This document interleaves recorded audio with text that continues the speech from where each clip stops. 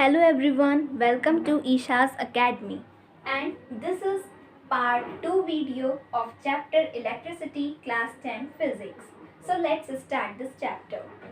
हमने जैसा कि पिछली वीडियो में देखा था इलेक्ट्रिक चार्ज के बारे में पढ़ा था और इस वीडियो में हम कंडक्टर्स और इंसुलेटर्स जो कि बहुत इजी से टॉपिक्स हैं इसको थ्योरेटिकल कंसेप्ट में समझेंगे और कुछ इम्पॉर्टेंट पॉइंट्स हैं फटाफट इसको देख लेंगे। मैं इस जो स्मॉल टॉपिक्स हैं और इजी टॉपिक्स हैं इस पर वीडियो ज़्यादा लंबा नहीं बना रही हूँ, इसलिए इसे एक बार में आप सब समझ लीजिए। Suppose we are saying the topic conductor. So what is a conductor? The definition says those materials which allow the current to pass through them. यानी कि ऐसे मटेरियल्स जिसमें करंट इजीली फ्लो हो जाता है, ऐसे मटेरियल्स जो अलाउ करते हैं करंट पास होने के लिए, उसे हम कहेंगे कंडक्टर्स। एग्जाम्पल्स देख लीजिए, metals, graphite, human body etcetera. As we know, we have studied in the chapter metals and non-metals that metals have a good tendency to conduct electricity. They are good conductors of electricity as well as heat. So metals क्योंकि positively charge होते हैं, तो positively charge हम किसको कहते हैं? जो electrons को डोनेट करता है। तो जिसमें से इलेक्ट्रॉन्स डोनेट हो रहे हैं यानी कि इलेक्ट्रॉन मूव कर रहे हैं, यानी कि उनमें फ्री नंबर ऑफ इलेक्ट्रॉन्स होते हैं, यानी कि इलेक्ट्रॉन्स फ्री होते हैं मूव करने के लिए।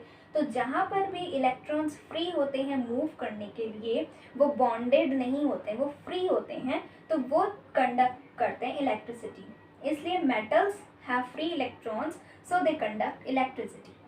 ऐसे अगर हम ग्रेफाइट देखें, graphite is not a metal, it is exceptional case of non metals.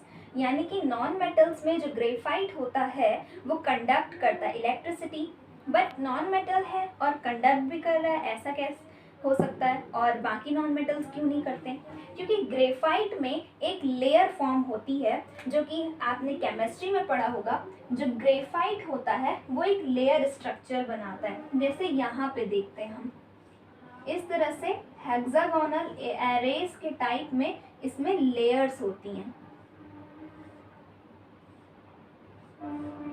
ये लेयर के टाइप में इस तरह से अरेंज्ड होता है, और क्योंकि लेयर के टाइप में अरेंज्ड होने से जो कार्बन इसमें बनते हैं, अगर हम अच्छी तरह से इसमें दिखाना चाहें, इस तरह से दिखा दिया, तो ये जो है एक लेयर है, ये जो है ये सेकेंड लेयर है। दोनों लेयर्स इस तरह से बहुत सारी लेयर्स आपस में कनेक्टेड होती हैं ग्रेफाइट में। तो इसमें क्या होता है कि हमने कार्बन के बारे में पढ़ा है केमिस्ट्री में कि जो कार्बन होता है वो टेट्रावैलेंट होता है, बट ग्रेफाइट में हमें ये देखने को मिलता है कि कार्बन के जो तीनों बॉन्ड्स हैं, यानी कि each carbon is attached to other 3 carbon atoms. अगर सपोज हम यहाँ पे कार्बन को देख रहे हैं तो ये इस तरह से 1, 2 और तीसरा वो लेयर के साथ, यानी कि 3 इसके इलेक्ट्रॉन्स बॉन्डेड हैं।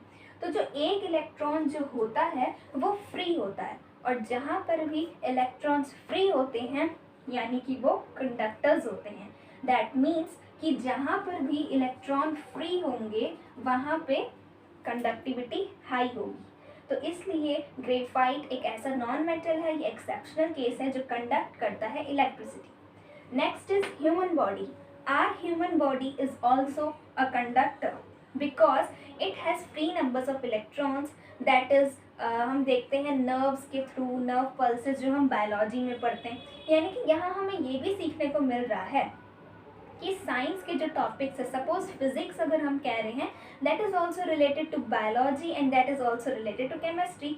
सो it also clears the dependency of other branches of science to physics etcetera. Okay, तो यहाँ पे ये डायग्राम दिखाना चाह रहा है कि अगर ये एक कंडक्टर है दैट मीन्स उसमें इलेक्ट्रॉन्स का फ्लो हो रहा है।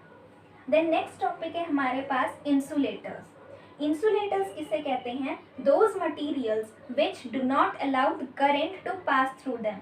सपोज ये एक इंसुलेटर है तो इसमें इलेक्ट्रॉन तो होंगे बट उनकी पोजिशंस फिक्स्ड होंगी, उसमें फ्री मूवमेंट ऑफ इलेक्ट्रॉन नहीं देखने को मिलता, और अगर किसी में मिलता भी है तो वो वेरी वेरी लो होता है, जिसे हम नेग्लिजिबल कहते हैं। तो यहाँ पे इंसुलेटर्स के एग्जाम्पल्स है ग्लास, वुड, रबर एक्सेट्रा। तो इनको समझाने की ज़रूरत नहीं है, ये इंसुलेटर्स हैं क्योंकि इसमें फ्री इलेक्ट्रॉन्स नहीं हैं और ये कंडक्ट नहीं करते हैं इलेक्ट्रिसिटी। इसमें इम्पॉर्टेंट पॉइंट जो है वो है वेरी हाई रेजिस्टेंस। इसका क्या मीनिंग हुआ? रेजिस्टेंस का मतलब इस वीडियो में आप ध्यान से सुन लीजिए क्योंकि आगे ये पोटेंशियल डिफरेंस, इलेक्ट्रिक पोटेंशियल, इस सब में यूज़ होने वाला है। रेजिस्टेंस यानी कि रेजिस्ट का मतलब होता है रोकना। जैसे कि हम सेंटेंस बनाते हैं कि Rahul's mother resisted him to go out for the party, है ना, इस तरह से। यानी कि रेजिस्ट यानी मना करना, रोक देना। इसी तरह से अगर कोई भी करंट इस तरह से फ्लो हो रहा है और यहाँ इंसुलेटर है, दैट मीन्स वो उस करंट के फ्लो को रेजिस्ट कर रहा है, रोक रहा है, इसीलिए तो उसमें करंट की मतलब पासिंग नहीं हो पा रही है, तो इसीलिए उसे इंसुलेटर कहते हैं। यानी इंसुलेटर्स में वेरी हाई रेजिस्टेंस प्रॉपर्टी होती है जिसकी वजह से वो करंट को पास नहीं होने देते, इसलिए हम उन्हें इंसुलेटर्स कहते हैं। तो यानी कंडक्टर्स की डेफिनेशन, एग्जाम्पल प्लस ये छोटा सा important point. Then next insulator की डेफिनेशन, एग्जाम्पल एंड ये छोटा सा इम्पॉर्टेंट पॉइंट ज़रूर आप एग्जाम में लिखेंगे अगर पूछा जाएगा तो। इस तरह से ये डायग्राम बताता है कि ये एक इंसुलेटर है, इसमें नंबर ऑफ इलेक्ट्रॉन्स मैंने दिखाए हैं, पर इन दोनों में डिफरेंस क्या है? यहाँ पे इलेक्ट्रॉन्स फ्री थे तो मूव कर रहे थे, यहाँ इलेक्ट्रॉन्स मूव नहीं कर रहे हैं, ठीक है। अब ये सब चीज़ से यहाँ पर एक इम्पॉर्टेंट पॉइंट मैंने लिखा है छोटा सा, इसमें लिखा है सिल्वर, यानी कि जिसे हम सिंबल Ag से डिनोट करते हैं, वो एक बहुत ही बेस्ट कंडक्टर है। Silver is regarded as a very best conductor. How? Because it has very low resistance. Very low resistance लिख दिया है, हाँ लो ही होगा, बिकॉज हाई रेजिस्टेंस तो इंसुलेटर पे होगा, ठीक है। Very low resistance because suppose it is a silver, अब करंट का फ्लो उधर से हो रहा है तो यानी कि इसमें रेजिस्टेंस ही नहीं है, बहुत लो है, तो इजीली पास हो जा रहा है क्या? करंट। सो इसलिए सिल्वर के ऊपर बहुत सारे एमसीक्यू में भी आता है कि एल्यूमिनियम दे दिया, कॉपर दे दिया, सिल्वर दे दिया, तो पूछा जाएगा which of the following is a best conductor, तो हम कहेंगे सिल्वर।